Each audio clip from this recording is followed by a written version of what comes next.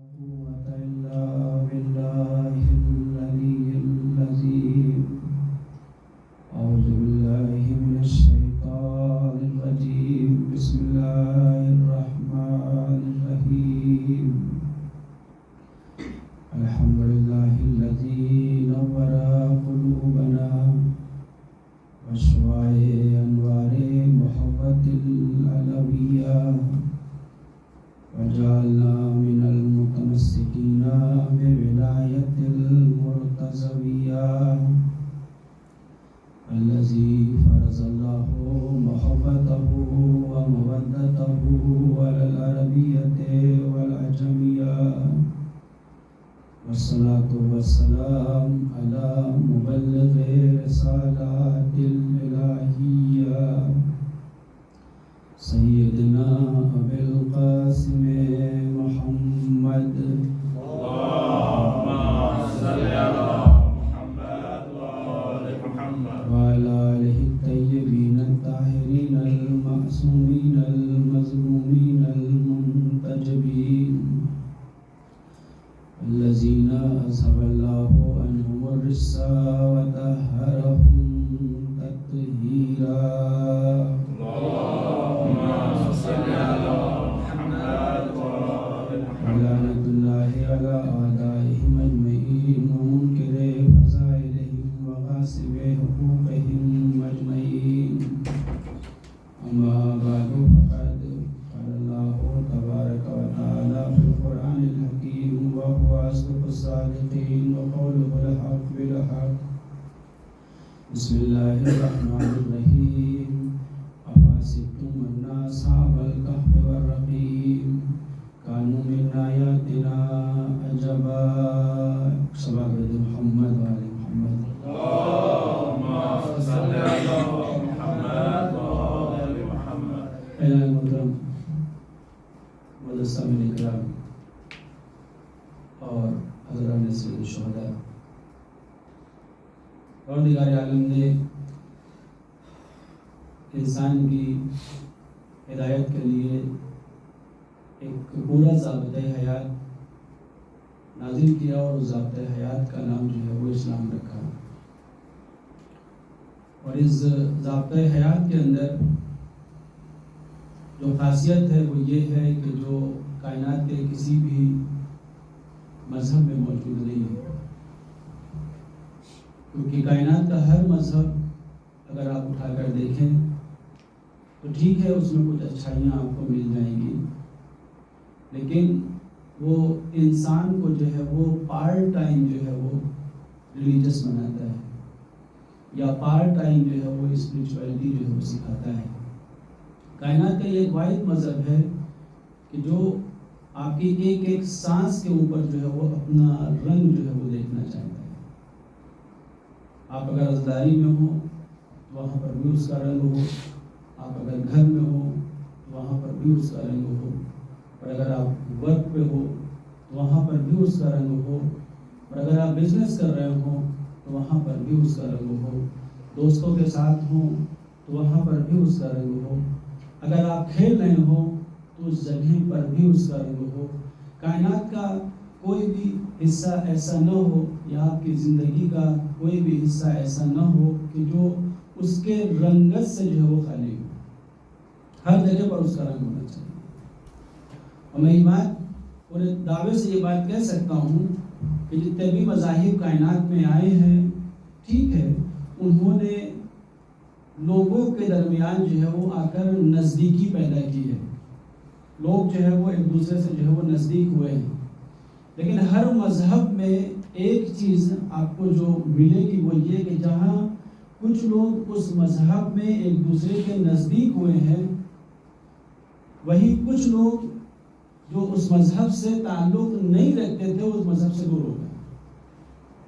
آپ ہندو مذہب کو دیکھ لیں، ہندو مذہب میں ٹھیک ہے میں کہتا ہوں وہاں جو ہے وہ مورلز ہیں، آپ کو وہاں پہ کچھ آپ کو ویلیوز جو ہے وہ دکھائی دے گی، لیکن وہ ویلیوز وہ مورلز بہت حد تک لوگوں کو نزدیک اگر لائی ہے تو انہی لوگوں کے جو ہندو مذہب سے تعلق رکھتے ہیں، لیکن اسی مذہب نے ایک دوسری دیوار دوسرے مذاہب کے لیے کھڑی یہ کر دی کہ نہیں دیکھو جو لوگ ہندو ہیں وہ تو آپ کے ہیں، لیکن جو لوگ ہندو نہیں ہیں وہ آپ کے نہیں ہیں. صحیح ہے؟ آپ کائنات کا کوئی مذہب اٹھا لیں، ہر جگہ پر آپ کو یہ چیز دیکھنے کو مل جائے گی. کیونکہ یہ چیز ہوتی یہ ہے کہ جب انسان کے درمیان کوئی تعلق آتا ہے ایک دوسرے سے تو وہاں محبت آ جاتی ہے. ایک انسان ایک گھر میں ہوتا ہے، بھائی بہن ہوتے ہیں، ماں باپ ہوتے ہیں، تعلق ہوا، محبت آئی، اور محبت آئی تو دونوں ایک دوسرے سے نزدیک ہوئے. لیکن جہاں یہ نزدیک ہو رہے ہوتے ہیں وہیں دوسرے ماں باپ جو ہیں وہ اس کو حریف سمجھ رہے ہوتے ہیں. اس سے بڑھ کے آپ مثال لے لیں کہ انسان اگر جو ہے وہ کسی ملک میں رہ رہا ہوتا ہے، جو ملک میں لوگ رہ رہے ہوتے ہیں ان سے تو محبت کر رہا ہوتا ہے، لیکن جو اس ملک میں نہیں رہتے کیا ان سے بھی اتنی محبت کرتا ہے؟ آپ کا جواب ہوگا کہ نہیں، وہ اتنی محبت نہیں کرتا. تو یہ جتنی بھی چیزیں ہم کو دکھائی دے رہی ہیں، ٹھیک ہے کسی حد تک یہ لوگوں کو نزدیک تو کرتی ہیں، کچھ لوگوں کو نزدیک تو لے کر آتی ہیں، لیکن ایٹ دا سیم ٹائم جبکہ وہ لوگوں سے نزدیک ہو رہے ہیں تو دوسرا طبقہ وہ ہے کہ جو آپ سے دور ہو رہا ہے. کائنات کا یہ ایک واحد مذہب ہے. جب یہ آیا تو اس نے یہ دیکھا کہ لوگوں کے درمیان جب تعلق اور محبت آ رہی ہے تو لوگ ایک دوسرے سے جو ہے وہ اٹیچ ہو رہے ہیں، لیکن at the same time when they are attaching themselves they are taking another person, that person he is against of those people.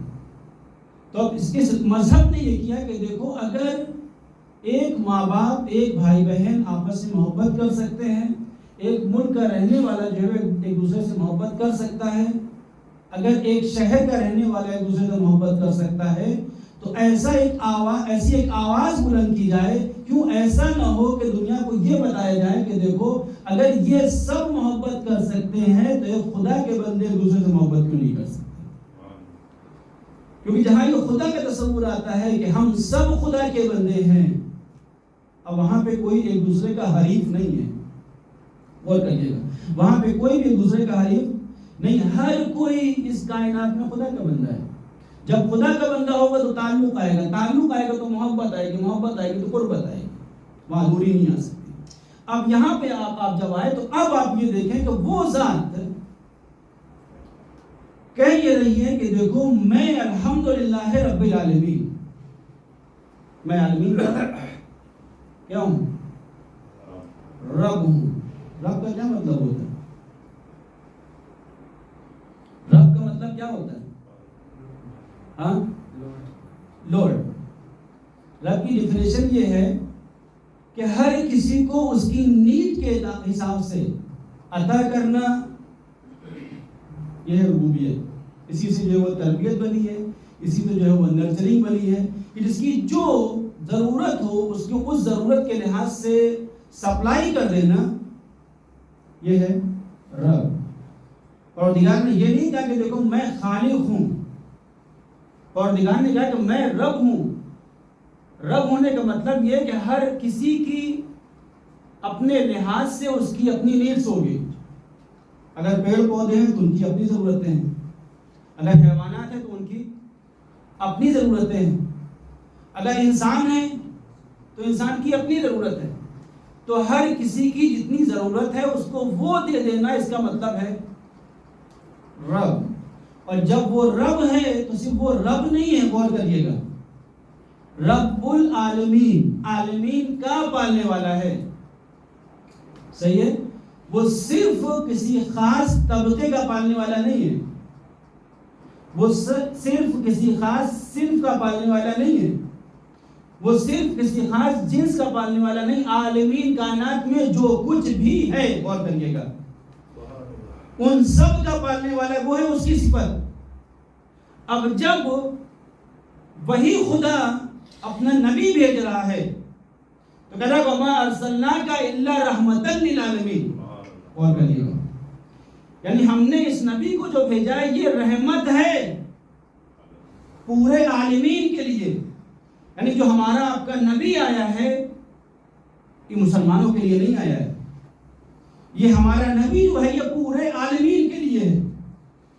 اور اس نبی نے اپنی پوری سیرت میں اس چیز کو ثابت کیا ہے. میں نے کل کی مثال دی تھی آپ کے درمیان، یہ نبی دوبارہ مکے آئے ہیں تو سب کو معاف کر دیا نبی نے، کیونکہ نبی ایک خاص طبقے کے لیے نہیں تھا، عالمین رحمت للعالمین ہے یہ۔ اب جب یہی نبی کے ذریعے سے جو دین آئے گا، غور کریے گا، تو وہ بھی جو ہے اس کے اندر جو کوالٹی ہوگی وہ یہ ہوگی کہ وہ کسی ایک خاص صنف کو نظر میں نہیں رکھے گا۔ آواز ہے هو الذی ارسل رسولہ بالہدی ودین الحق لیظہرہ علی الدین کلہ ولو کرہ المشرکون۔ یہ جو دین اسلام ہے یہ غالب ہوگا تمام ادیان کے اوپر۔ آپ غور کر رہے ہیں، یعنی آپ اگر ایک وائس کو اگر ریکگنائز کرنا چاہیں تو وہ خدا یونیورسل، اس نے جو نبی بھیجا وہ یونیورسل، اس نے جو دین بھیجا وہ یونیورسل۔ اب اگر اسی نبی کے بعد جو ائمہ آئیں گے وہ بھی یونیورسل ہوں گے، غور کریے گا، وہ کسی ایک خاص طبقے سے تعلق نہیں رکھیں گے۔ میں یہ بات کیوں کہہ رہا ہوں؟ کیونکہ پروردگار نے ائمہ معصومین کو مظہر صفات الہی بنایا ہے۔ جن جن صفات کا وہ حامل ہیں وہ ساری صفات ان کے اندر موجود ہوں گی۔ یہ نہیں ہو سکتا کہ اس کے اندر تو کوئی چیز موجود ہو ان کے اندر موجود نہ ہو۔ اور شاید یہی وجہ ہے کہ کل میں نے یہ بات کہی تھی کہ مذہب جب کسی کو کچھ دیتا ہے تو وہ صرف زندگی دیکھتا ہے، وہ یہ نہیں دیکھتا ہے کس کے مذہب سے تعلق رکھتا ہے، وہ یہ نہیں دیکھتا ہے کون سے فرقے سے تعلق رکھتا ہے، ایک نتیجہ دوں گا، وہ یہ نہیں دیکھتا کہ کس ملک سے تعلق رکھتا ہے۔ مذہب صرف زندگی دیکھتا ہے۔ یہ کیوں دیکھ رہا ہے؟ کیونکہ جس کی طرف سے مذہب آیا ہے وہ عالمین کا پالنے والا ہے۔ یہی وجہ ہے کہ نبی ابراہیم کہ جن کا ایک لقب ان کو خلیل کہا جاتا ہے۔ خلیل کا مطلب کیا ہوتا ہے؟ اللہ کا دوست۔ عزیزوں دیکھیں، ہماری دوستی جو ہوتی ہے وہ ایسے ہی ہوتی ہے، لیکن اللہ کی دوستی جو ہے وہ ایک خاص کرائیٹیریا ہے اس کا۔ اس کرائیٹیریا پہ جو پورا اترے گا وہ اللہ کا دوست ہوگا، کوئی نہیں ہو سکتا۔ جناب ابراہیم کا لقب خلیل ہے، اور تاریخ یہ کہتی ہے جناب ابراہیم کو یہ لقب اس لیے ملا کیونکہ جناب ابراہیم کے اندر ایک صفت ہے۔ وہ صفت یہ کہ ابراہیم کبھی بھی دسترخوان پہ اکیلے کھانا نہیں کھاتے۔ دسترخوان پہ جب بھی ابراہیم کھانا کھائیں گے کسی نہ کسی کو باہر سے لا کر بٹھا لیں گے، کھانا کھائیں گے، پھر اس کو رخصت کریں گے۔ یہ دستور ہے جناب ابراہیم کا۔ ایک دن ایسا ہوا کہ جناب ابراہیم کسی کو لے کر آئے، دسترخوان پہ بیٹھے، کھانا کھانا چاہتے ہیں۔ اس سے پوچھا کہ یہ بتاؤ کہ تم خدا کو مانتے ہو؟ اس نے کہا کہ نہیں، میں خدا کو نہیں مانتا۔ ایک مرتبہ نبی ابراہیم نے کہا کہ اگر تم خدا کو نہیں مانتے تو میں کھانا بھی نہیں دے رہا تم۔ وہ چلا گیا۔ ابھی کچھ دور باہر گیا ہوگا، جبریل جو ہے وہ نازل ہوئے۔ جبریل نے کہا کہ یا رسول خدا، آپ نے کیوں اس شخص کو اپنے ساتھ کھانا نہیں کھلایا؟ وجہ بتا دی۔ کہا کہ اللہ یہ کہہ رہا ہے کہ ابراہیم، اگر میں خالق ہو کر میں یہ نہیں دیکھتا کہ کون مجھے مان رہا ہے اور کون مجھے نہیں مان رہا، تو تم میرے نبی ہو کر یہ کیوں دیکھتے ہو کہ وہ مجھے مانتا ہے کہ نہیں مانتا؟ جاؤ ابراہیم لے کر آؤ اس کو۔ ابراہیم دوبارہ گئے، لے کر آئے، کھانا کھایا۔ اب اس کو بڑا تعجب ہوا کہ یہی کچھ دیر پہلے ابراہیم تو ہم کو دسترخوان پہ نہیں کھانا کھلا رہے، تو اب جو کھانا بلا کے دوبارہ پھر کھلا رہے۔ اس نے پوچھا، جناب ابراہیم نے بتایا کہ دیکھو، وہی خدا جس کو تم نہیں مانتے تھے اس نے ہمیں حکم دیا ہے کہ چاہے وہ مجھے مانے اور چاہے نہ مانے، اگر ہم اس کو کھانا دے رہے ہیں تو تم بھی اس کو کھانا دو، کیونکہ تم میرے نمائندے ہو۔ اب جیسے اس نے یہ سنا تو فوراً کہا کہ میں اس خدا کو ماننے کو تیار ہوں۔ غور کر رہے ہیں آپ؟ اب دیکھیں، یعنی اس کا مطلب یہ صفت جو ہے وہ یونیورسل ہے۔ یہاں پر اللہ یہ نہیں دیکھ رہا کہ کوئی اللہ کو مان رہا ہے یا نہیں مان رہا۔ اس نے دین بھیجا وہ بھی ویسے ہی، اس نے نمائندے بھیجے وہ بھی ویسے ہی، اس نے اپنا نبی بھیجا وہ بھی ویسے ہی۔ اب عزیزوں میں یہ کہتا ہوں کہ آج اگر ہم اس دین کے ماننے والے ہیں، غور کریے گا کہ یقیناً ہم اس دین کے ماننے والے ہیں، تو ہماری سوچ بھی یونیورسل ہونی چاہیے۔ ہماری سوچ میں خاص طبقہ نہیں ہونا چاہیے، ہماری سوچ میں خاص ملک نہیں ہونا چاہیے، ہماری سوچ میں خاص طریقے کے لوگ نہیں ہونے چاہیے۔ میں یہ بات کیوں کہہ رہا ہوں؟ پوری ذمہ داری سے بات کہہ رہا ہوں۔ جب فرعون کے پاس کچھ لوگ آئے، غور کریے گا، فرعون سے کہتے ہیں کہ خدا بارش نہیں ہو رہی ہے، تم دعا کر دینا بارش ہو جائے۔ فرعون نے کہا کہ جاؤ ٹھیک ہے، ہم دعا کر دیں گے بارش ہو جائے گی۔ فرعون کو پتہ تھا اپنی حقیقت کہ میں کچھ نہیں کر سکتا، لیکن سامنے کہہ دیا کہ جاؤ کل بارش ہو جائے گی۔ شام ہوئی، شام کو اس نے اپنے لباس شاہانہ جو ہے وہ اتارا اور لباس فاخرانہ جو ہے وہ پہنا، پہن کر اللہ کے سامنے ہاتھ اٹھا کر بیٹھ گیا۔ کہتا ہے اللہ تو جانتا ہے کہ میں خدا نہیں ہوں، تو جانتا ہے کہ میرے پاس کچھ بھی نہیں ہے، لیکن اگر تو کل بارش برسا دے گا اس میں تیرا کوئی نقصان نہیں ہونے والا ہے۔ اگلے دن بارش ہو گئی۔ تو یہاں پہ کیا ہم یہ کہیں گے کہ فرعون اور اللہ کے بیچ میں ریلیشن جو بہت اچھا چل رہا ہے؟ اور کریے گا، کیا ہم یہ کہیں گے کہ فرعون اور اللہ کے بیچ میں کوئی اچھا ریلیشن چل رہا ہے؟ نہیں، اگر اس صفت کے تحت دیکھیں گے تو پروردگار بڑھ کے آواز دے گا کہ دیکھو ہم اٹھے ہوئے ہاتھوں کو دیکھتے ہیں، ہم یہ نہیں دیکھتے کہ ہاتھ کس کا ہے۔ کوئی بھی ہم سے مانگے گا ہم اس کو دیں گے، کوئی اگر ایفرٹ کرے گا تو ہم اس کا صلہ دیں گے۔ ہاں یہ ایک الگ بات ہے اگر مومن مانگے گا تو اس کو زیادہ دیں گے۔ کسی کی فرمائش کو اللہ رد نہیں کرتا، وہ صرف ہاتھ دیکھتا ہے، یہ نہیں دیکھتا کہ کافر کے ہیں یا مسلمان کے ہیں۔ ہاں کسی کو بولا تو بھی وہ اللہ دے گا۔ اب سمجھ میں آیا آپ کو کہ اگر کوئی مدینے میں کسی کا محاصرہ ہو جائے،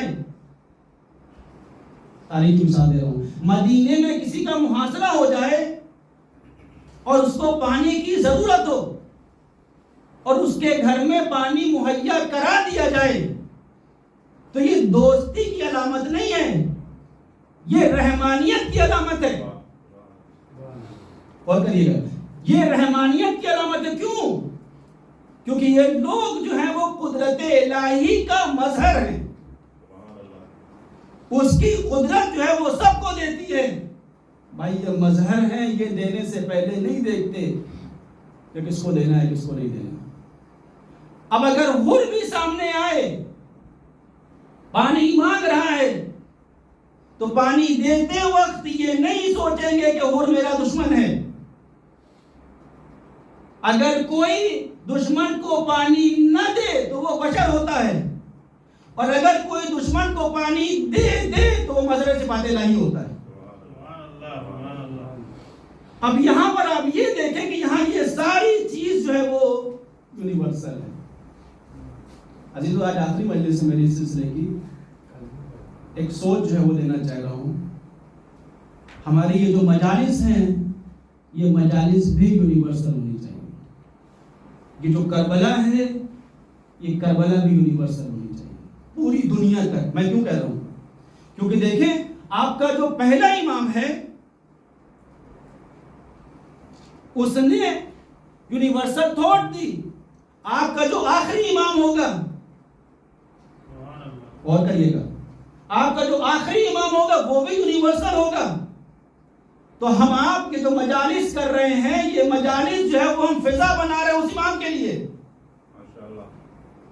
ان مجالس کا بھی اہتمام جو ہے وہ ہم کو یونیورسل کرنا ہوگا، تاکہ امام کے ظہور میں ایک قدم جو ہے وہ ہمارا آگے بڑھ سکے۔ اب یہاں تک جب آپ آئے عزیزوں تو ایک بات کہوں گا، ان مجالس میں صرف ان لوگوں کو نہ بلائیے گا کہ جو امام حسین کو جانتے ہیں، مجالس میں ان لوگوں کو بھی بلائیے گا جو حسین کو نہیں جانتے ہیں۔ بلکہ میں کہتا ہوں ان کو زیادہ بلائیے. میں یہ بات کہاں سے کہہ رہا ہوں؟ سب سے پہلی مجلس شام میں جب رکھی گئی تھی تو وہاں کن لوگوں کے درمیان جناب زینب نے حسین کا تذکرہ کیا ہے؟ ان لوگوں کے درمیان جو حسین کو جانتے تھے یا ان لوگوں کے درمیان جو حسین کو نہیں جانتے؟ آپ کا جواب ہوگا ان لوگوں کے درمیان جو حسین کو نہیں جانتے تھے. اس کا مطلب ہے سیرت جناب زینب یہ ہے کہ بھیا کی مجلس رکھو، بھیا کا ذکر کرو ان لوگوں کے درمیان کہ جو میرے بھیا کو نہیں جانتے. اور یہ چیز آپ کو معصوم میں ہر کسی میں دکھائی دے گی. میں چھٹے امام کا ایک واقعہ بیان کروں گا، اس کے بعد جو ربط مسائل. چھٹے امام رات کے وقت اپنے دوست کے اوپر کچھ روٹیاں رکھ کے نکلتے ہیں فقیروں کی مدد کرنے کے لیے.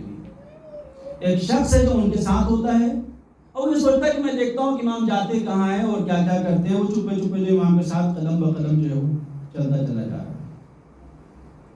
اس نے یہاں دیکھا کہ ایک چوراہے کے پاس کچھ لوگ جو سڑکوں پہ سو رہے تھے، امام نے جو ہے ان کے سراہنے جو ہے روٹیاں رکھنا جو ہے شروع کر دیا. جب امام واپس آ رہے تھے تو اس کو یہ ماجرا سمجھ نہیں آیا. اس نے کہا کہ یا امام، یہ لوگ جن کو آپ روٹیاں دے رہے ہیں یہ شیعہ تو نہیں تھے، یا آپ کے ماننے والے تو نہیں تھے، یا آپ کے فالوور تو نہیں تھے؟ امام کا جملہ جانتے ہیں کیا ہے؟ امام کا جملہ یہ کہ میں جانتا ہوں کہ یہ ہمارے شیعہ نہیں ہیں، میں جانتا ہوں کہ یہ ہمارے ماننے والے نہیں ہیں، اور ہم یہ بھی جانتے ہیں کہ اگر یہ شیعہ ہوتے تو ہمارے در پہ آ جاتے. ہم یہ روٹیاں اس لیے ان کے گھر میں دے رہے ہیں کیونکہ یہ ہمارے پاس خود سے آ کے نہیں لیں گے. دیکھ رہے ہیں؟ یعنی آپ کا جو مذہب آیا وہ ان دیواروں کو ختم کرنے کے لیے آیا ہے. ان دیواروں کو کریٹ مت کریں. اور آج بڑی افسوس کے ساتھ یہ بات کہنی پڑتی ہے کہ عزیزو، انجمنیں یہاں تو ماشاءاللہ سے نہیں ہے، لیکن ہمارے ہندوستان میں ہم کو زیادہ پتہ ہے، ایک شہر میں اگر 10 انجمنیں ہیں تو ہر انجمن جو اپنے آپ میں ایک حزب ہے. اگر اس کا ماتم ہو رہا ہے تو پھر وہ نہیں جائیں گے، اس کا ماتم ہو رہا ہے تو پھر وہ نہیں جائیں گے. اور اتنا ہے کہ اگر کسی نے کسی دوسری انجمن میں ماتم کر لیا تو اسے کہتے ہیں کہ آپ پھر بائیکاٹ ہو گئے. کون سا حسین ہے؟ غور کر رہے. میں نے کہا کہ دیکھیں، جو چیزیں ہمارے ساتھ ہیں ہم کو غور کرنا پڑے گا. کربلا ہماری یونیورسل ہے. امام حسین کو اسی لیے شہید انسانیت کہا جاتا ہے. شہید انسانیت کا مطلب کیا ہے؟ کہ امام حسین نے پوری انسانیت کے لیے قربانی دی ہے. تمام انسانوں کو ایک جگہ پر جمع کر دیا سرکار سید الشہداء نے کربلا کے میدان میں.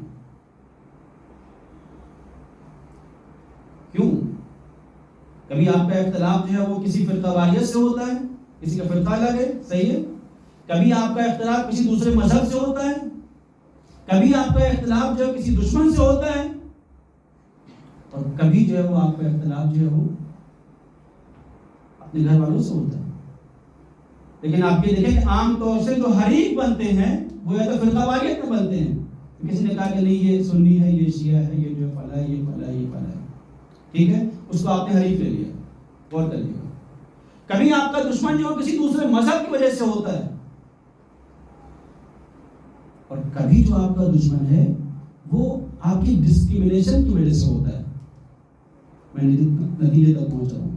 آپ کا دشمن جو ہے وہ ڈسکریمنیشن سے ہوتا ہے کہ نہیں اس کی کھال جو ہم سے میچ نہیں کر رہی، اس لیے ہمارے لیول کا نہیں. امام حسین نے ان سب چیزوں کو کربلا کے میدان میں لا کے جمع کیا. زہیر ابن قین کہ جو امام حسین کے فرقے سے نہیں تھے، عثمانی مذہب تھے، لیکن حسین کا کیریکٹر ایسا تھا کہ زہیر مجبور ہو گئے حسین کے پاس آنے کے لیے. وہاں پہ کلبی امام حسین کے مذہب سے نہیں تھے، ان کا دوسرا مذہب تھا، لیکن حسین کا کیریکٹر ایسا تھا کہ وہ مجبور ہو گئے امام حسین کے پاس آنے کے لیے. اور میں کہتا ہوں جناب جون کہ جو افریقن سلیو تھے جناب گزر کے، جب انہوں نے امام حسین کو بلایا ہے تو مجھے یہ بتائیے کہ جناب جون کے افتخار کے لیے یہ کافی نہیں تھا کہ حضرت ابوالفضل عباس کو ان کے لاشیں پہ بھیج دیتے. افتخار کے لیے کافی تھا نا. لیکن سرکار سید الشہداء نے کہا کہ دیکھو جو حسین حبیب ابن مظاہر کی لاش پہ جا رہا ہے وہی حسین جون کی لاش پر بھی جائے. دیکھ رہے ہیں حسین نے کہا کہ کربلا میں جتنے ہیں وہ سب برابر ہیں, کیونکہ کربلا جو ہے وہ جنگ انسانیت کی, سب کو لا کر جمع. اور یہی وجہ ہے کہ جب جناب زہیر جو عثمانی مذہب ہے ایک تھوڑا فاصلے سے جو ہے وہ امام حسین کے ساتھ چل رہے ہیں اور یہ جان بوجھ کے کرتے ہیں کہ جو تھوڑا جہاں امام حسین کا قافلہ رکتا ہے وہاں تھوڑا جو دور سے وہ روک لیتے ہیں, لیکن یہ پڑتا ایسا ہوا امام حسین نے جو ہے وہ ایک خط جو ہے وہ زہیر کے نام لکھا, اور زہیر کے بعد جب یہ خط پہنچا ہے تو زہیر کھانا کھانا چاہتے ہیں, ایک ہی لقمہ جو وہ اٹھا رہے ہیں. کسی نے خط دیکھا تو جو خط لے کر آیا تھا زہیر کہتے ہیں کہ جا کے مولا سے کہہ دینا کہ زہیر جو ہے وہ معذور ہے, زہیر آ نہیں پائیں گے. بس یہ سننا تھا کہ زہیر کی زوجہ جو ہے اس نے اندر سے کہا کہ زہیر تم جانتے ہو کس کا خط آیا ہے؟ یہ نواز رسول تمہیں خط لکھ رہا ہے, یہ زہرا کا نام تمہیں خط لکھ رہا ہے. ایک مرتبہ چلے تو جاؤ, ٹھیک ہے ان کی بات نہ ماننا, چلے جاؤ, ہو کے چلے آؤ. تاریخ کہتی کہ زہیر گئے, پتہ نہیں امام حسین کی ذات میں کیا ہے. تاریخ کہتی ہے کہ زہیر صرف کچھ سیکنڈ امام حسین کے خیمے کے اندر تھے, کچھ سیکنڈ اونلی. جب گئے تھے تو عثمانی ہیں, اب جب نکلے ہیں تو حسینی بن گئے. آنے کے بعد اپنی وجہ سے کہتے ہیں دیکھو یہ جتنا بھی مال و اسباب ہے یہ سب لے لو اور ہم تمہیں آزاد کرتے ہیں, کیونکہ ہمیں نہیں پتا کہ ہماری زندگی کل کیا ہوگی, ہم کس ڈائریکشن میں جائیں گے. وہ زوجہ بھی کہتی ہے کہ زہیر ٹھیک ہے ہم آزاد ہونے کو تیار ہیں, لیکن تم بھی ہم سے وعدہ کرو. روز محشر جب حسین کی ماں سے ملاقات کرنا تو وہاں بس یہ کہہ دینا کہ بی بی آپ کی ایک کنیز ہے جو آپ کی شفاعت چاہتی ہے. بس دیکھ رہے ہیں امام حسین نے سب کو لا کر جمع کیا. یہ تو جناب زہیر ہے, لیکن جناب زہیر مسلمان تو ہے نا. کربلا میں ایک کیریکٹر وہ ہے کہ جو مسلمان بھی نہیں ہے, وہ جناب واب ہے. جناب واب کون ہے؟ جناب واب وہ ہیں کہ جو 17 دن پہلے عاشور کے دن جناب وہب کا 17واں دن ہے جب انہوں نے اسلام قبول کیا ہے.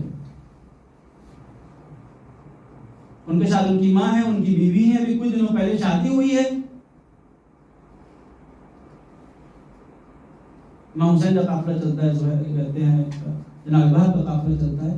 ایک مرتبہ ایسا ہوا کہ جہاں دیکھا کہ جہاں امام حسین کا قافلہ رک رہا وہب کا رک رہا ہے, پھر دوبارہ ایسے ہی ہوا, پھر تیسری بار ایسے ہی ہوا. تو وہب کی جو ماں ہے قمر, اس کا ماتھا جو ہے وہ ٹھنکا.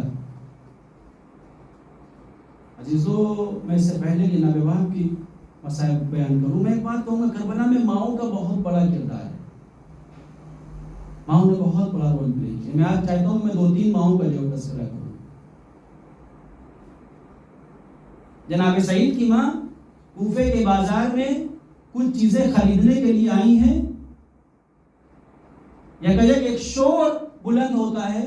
پوچھا کہ یہ شور کیسا ہے؟ کہا کہ حسین کو گرفتار کرنے کے لیے لشکر کشی جو ہو رہی ہے. اب اتنی چیزیں خریدنے آئی, جیسے ہی یہ سنا مومنہ ہے فوراً سب کچھ بھول کے گھر میں آتی ہے.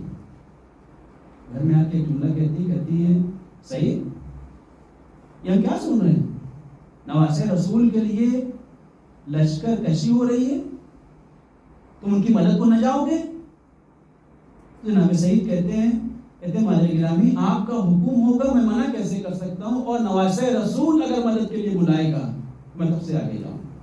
یہ ماں اور بیٹے میں گفتگو ہو رہی ہے. اسی دوران سعید کی بیوی جو ہے وہ حجرے میں داخل ہوتی ہے. اگر 2 آدمی باتیں کر رہے ہوں اور بات کرتے کرتے جو تیسرا آدمی جو وہ آ جائے اور جو 2 لوگ باتیں کر رہے ہوں اس کی وجہ سے خاموش ہو جائیں, تو لوگ یہی سمجھتے ہیں نا کہ شاید میرے بارے میں بات ہو رہی تھی.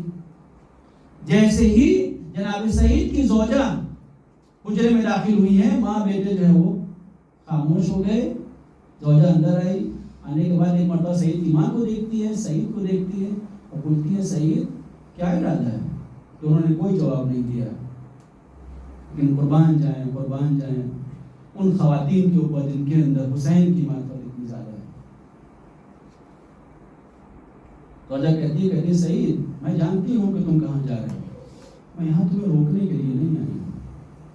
سعید تم خوب شوق سے جاؤ، لیکن ایک احسان کرو کہ دیکھو ہمیں پتا ہے کہ تم سفر پہ جا رہے ہو، نواسہ رسول کی مدد کرنے جا رہے ہو، ہمارے پاس دینے کے لیے کچھ نہیں ہے، یہی زیورات ہیں، ان زیورات کو لیتے جاؤ اور نواسہ رسول پہ جا کے قربان کر دینا. یہ ایک ماں تھی. اور ایک دوسری ماں ہے کربلا میں، وہ مسلم ابن اوسجہ کی ماں ہے. مسلم ابن اوسجہ کون ہے؟ مسلم ابن اوسجہ جب رمق جان باقی رہ گئی، آواز دی مولا مدد کے لیے آئیے، امام حسین حبیب ابن مذاہب کو ساتھ لے کر چلے ہیں. اور کر دیا جب ساتھ لے کر پہنچے مسلم ابن اوسجہ کے سرحانے، جناب حبیب کہتے ہیں کہ مسلم دیکھو ہمیں پتا ہے کہ تم بھی جہاں جا رہے ہو وہی ہم بھی آنے والے ہیں، بہت زیادہ وقت نہیں لگے گا، کیونکہ اگر بہت زیادہ وقت لگتا تو میں تم سے یہ کہتا کہ کوئی وصیت کر دو، میں تمہاری وصیت پوری کرنے کو تیار ہوں، لیکن پھر بھی جتنا وقت تمہارے بعد میں موجود ہوں، اگر کچھ تمہاری خواہش ہو تو تم کہہ دو. میں کہتا ہوں کربلا میں فطرت کے خلاف کام ہو رہا ہے عزیزوں. جناب مسلم کی بیوی بھی ہے، جناب مسلم کا لڑکا بھی ہے، لیکن جیسے جناب حبیب نے یہ کہا کہ اے مسلم اگر کوئی خواہش ہو تو تم بیان کر دو، بس مسلم نے تھر تھراتے ہوئے ہاتھوں سے اپنے بدن کی پوری قوت کو جمع کرتے ہوئے بس سرکار سید الشہداء کی طرف انگلی سے اشارہ کرتے ہوئے ایک جملہ کہا، اوفی کا بہذا، اے حبیب دیکھو جب تک زندہ رہنا ان کے ساتھ وفادار رہنا. حال بابیزہ یہ مسلم ابن اوسجہ کی لاش جب خیمے میں آتی ہے، تاریخ یہ کہتی ہے اسی دوران ایک 11-12 برس کا بچہ ہے کہ جو خیمے سے نکلتا ہے، سر پہ امامہ لگائے ہے، پٹکا باندھے ہوئے ہیں. مولا نے اس کو بلایا اور کہا کہ بیٹا تم کون ہو؟ کاش اگر وہ بچہ صرف یہ کہہ دیتا کہ میں مسلم ابن اوسجہ کا بیٹا ہوں تو شاید مولا کو اتنی تکلیف نہ ہوتی. اس بیٹے نے جناب مسلم کی لاش کی طرف دیکھا اور ایک مرتبہ گھور کے بس یہ کہتا ہے کہ یہ جس مرد مجاہد کا جنازہ ہے میں اسی کا بیٹا ہوں اور میں جا رہا ہوں جنگ کرنے کے لیے. فوراً امام حسین نے کہا بیٹا تمہاری ماں کے لیے تمہارے باپ کا درد ہی کافی ہے، بیٹا خیمے میں جاؤ. بس اتنا کہنا تھا، بیٹے نے ایک بات بڑھ کے کہا اے مولا میری ماں نے ہی تو مجھے بھیجا ہے، میری ماں ہی نے تو یہ امامہ لگایا ہے، میری ماں ہی نے یہ تلوار باندھی ہے، یہ پٹکا تیار کیا ہے. ادھر تو یہ بیٹے کا علم ہے. خیمے سے ایک آواز آتی ہے، کہتی ہے مولا دیکھیں وہ مسلم تھے کہ مسلم نے وہ قربانی اپنی طرف سے پیش کی تھی، لیکن یہ قربانی ہماری طرف سے ہے، اس کو منع نہ کریے گا. عزیزو یہ ایک دوسری ماں ہے. اور تیسری ماں جناب وہب کی ماں ہے کہ جناب وہب کی ماں جب روز عاشور یہ دیکھتی ہیں کہ شہادت کا کارزار بلند ہے، شہادت پہ ہر کوئی جا رہا ہے، ایک مرتبہ جناب وہب کو بلایا اور کہا بیٹا دیکھو جاؤ اور تم بھی شہادت نوش فرما لو اور ہمیں سرخرو کر دو. اور وہب چلنا چاہتے ہیں، جیسے ہی باہر نکلنا چاہتے ہیں بیوی ہے زوجہ ہے جو سامنے آتی ہے اور کہتی ہے وہاں دیکھو تم تو جا رہے ہو، ہمیں کس کے حوالے کر کے جا رہے ہو؟ عزیزوں کبھی کبھی بات کچھ اور ہوتی ہے، سمجھتا آدمی کچھ اور ہے. جیسے ہی یہ جملہ زوجہ نے کہا فوراً وہب نے اپنی انگلیوں سے خیام حسینی کی طرف اشارہ کر کے کہا کہ دیکھو اے زوجہ اے میری بیوی، یہ دیکھو کہ جو سیدانیہ ہیں جو ان کا حال ہوگا وہی تمہارا بھی حال ہوگا. گویا وہ بتا یہ رہے ہیں دیکھو تمہاری حیثیت ان سے زیادہ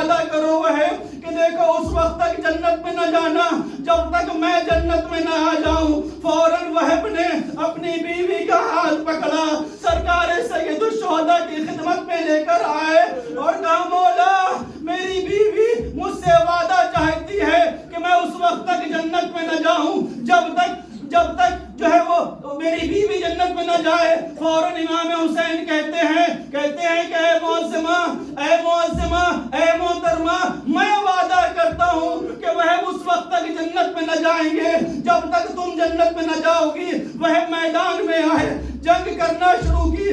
جنگ کرتے کرتے وہب کی خواہش یہ ہوئی کہ اب جنگ کر چکے ہیں, اب جو ہے زخموں سے چور ہو گئے ہیں, چلتے ہیں مادر گرامی کے پاس, شاید ماں راضی ہو جائے. وہب زخموں سے چور ہے عزیزو. کربلا میں فطرت کے خلاف کام ہو رہا ہے. کوئی بھی ماں ہو وہ اپنے بیٹے کے اوپر کوئی زخم دیکھنا نہیں چاہتی. اگر کوئی ایک زخم لگ جائے تو ماں برداشت نہیں کر پاتی. ادھر وہب ہیں جو ماں کے پاس آتے ہیں تو کہتے ہیں مادر گرامی کیا آپ راضی ہو گئی؟ میں کہوں گا کاش وہب کی ماں نے یہ کیا ہوتا. بیٹا یہاں زخم لگا, لاؤ مرہم لگا دیتے ہیں. بیٹا یہاں زخمی ہوئے, لاؤ پٹی باندھ دیتے ہیں. لیکن جیسے ہی وہب نے یہ کہا مادر گرامی کیا آپ راضی ہو گئی, فوراً ماں نے بڑھ کے آواز دی اے وہب دیکھو میں دودھ نہ بخشوں گی جب تک تمہارے سر و تن میں جدائی نہ ہو جائے. بس دو جملے سن لیں اور مجلس تمام ہو گئی. عزیزو وہب دوبارہ آتے ہیں, جنگ کرنا شروع کرتے ہیں. جنگ کرتے کرتے ادھر ماں ہے کہ جو بیٹے کی جنگ دیکھ رہی ہے, بیٹے کی شجاعت دیکھ رہی ہے, بڑی داد دیتی ہے, بڑی واہواہی کر رہی ہے. لیکن اسی دوران جب وہب کا سر و تن میں جدائی ہوئی اور ایک شقی نے اس سر کو لے کر اس ماں کے حوالے کیا, میں کہتا ہوں اب تو محبت دکھا دی ہوتی, اب تو شفقت دے دی ہوتی, اب تو لطف کر دیا ہوتا. لیکن جیسے ہی وہب کا سر مادر وہب کے پاس آتا ہے, سر کو بوسہ لیا, کہتی ہے شاباش میرے بیٹے, شاباش میرے بیٹے, تم نے فاطمہ کے سامنے ہمیں سرخرو کر دیا. میرے بیٹے تم نے فاطمہ کے سامنے ہمارا سر بلند کر دیا. بس اتنا کہا پھر اس سر کو اٹھا کر دوبارہ اسی شقی کی طرف پھینک دیتی ہیں اور کہتی ہیں کہ جو ہم راہ خدا میں دے دیتے ہیں دوبارہ اس کو نہیں لیتے. مجلس تمام ہو گئی, آپ نے آنسو بہا لیے. بس ایک جملہ سن لیں کیونکہ اگر مجلس یہیں پہ میں تمام کر دیتا تو وہب کی زوجہ کے ساتھ ناانصافی ہو جاتی. یہی وجہ ہے کہ آپ یہ دیکھیں کہ جب وہب جنگ کرتے کرتے وہب کے شانے کٹ گئے تو وہب کیا دیکھتے ہیں کہ خیمے سے وہب کی زوجہ ایک بھالا لے کر تیزی سے مقتل کی طرف بڑھ رہی ہے اور کہہ یہ رہی ہے حسین حسین حسین. وہب نے جیسے ہی اپنی بیوی کو آتے ہوئے دیکھا, بیوی کو بلایا اور کہا کہ تمہارا ابھی تھوڑی دیر پہلے تو کچھ اور حال تھا,